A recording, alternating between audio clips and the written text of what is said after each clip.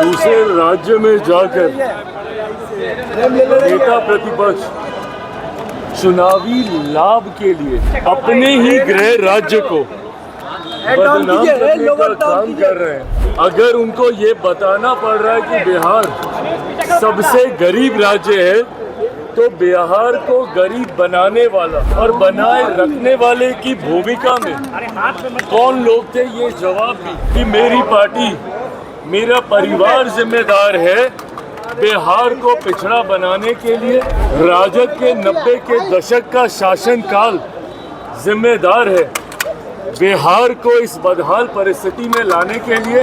पटना पहुंचे केंद्रीय मंत्री चिराग पासवान ने बिहार के नेता प्रतिपक्ष व आरजेडी के राष्ट्रीय कार्यकारी अध्यक्ष तेजस्वी यादव पर जोरदार हमला बोला है। दरअसल तेजस्वी यादव केरला में है और लगातार चुनाव प्रसार कर रहे हैं। उनकी पार्टी गठबंधन में वहां पर चुनाव लड़ रही है, एलडीएफ के साथ 3 सीटों पर चुनाव लड़ रही है। ऐसे में लगातार वो दौरा कर रहे हैं वहां का।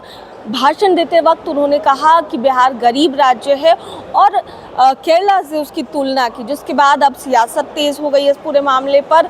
लगातार पक्ष विपक्ष के बयान इस पर आ रहे। केंद्रीय मंत्री चिराग पासवान ने साफ कहा है कि अगर गरीब राज्य बिहार है तो इसको गरीब बनाने में किसका हाथ है, वो पहले बताइए। और भी क्या तमाम चीज़ें कह रहे हैं हमला बोलते हुए तेजस्वी यादव के ऊपर चिराग पासवान, सुनिए।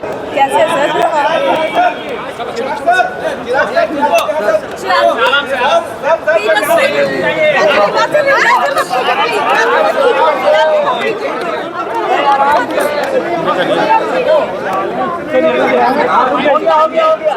तेजस्वी ने बिहार का कोर स्टेट कहा है।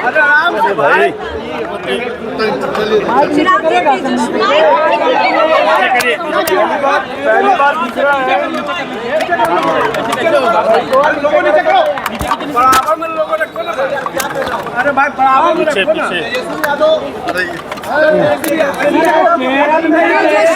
अंग्रेजी में बोल करके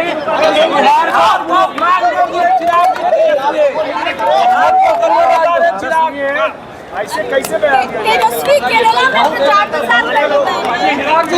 चिराग जी तेजस्वी बता रहे बिहार को, तेजस्वी यादव गरीब बता रहे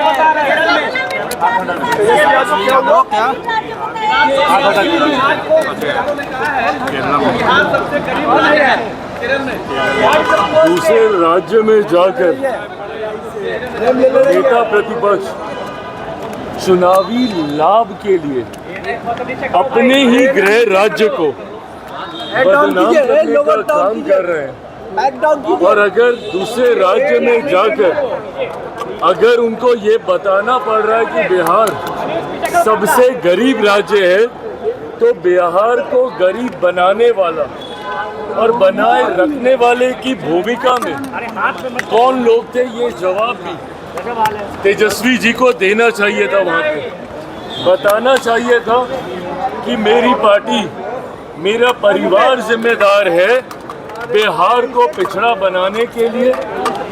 राजद के 90 के दशक का शासनकाल जिम्मेदार है बिहार को इस बदहाल परिस्थिति में लाने के लिए, जिसकी वजह से बिहार से बड़ी तादाद में एक बड़ी आबादी को बिहार छोड़कर पलायन करके दूसरे राज्यों में जाना पड़ा।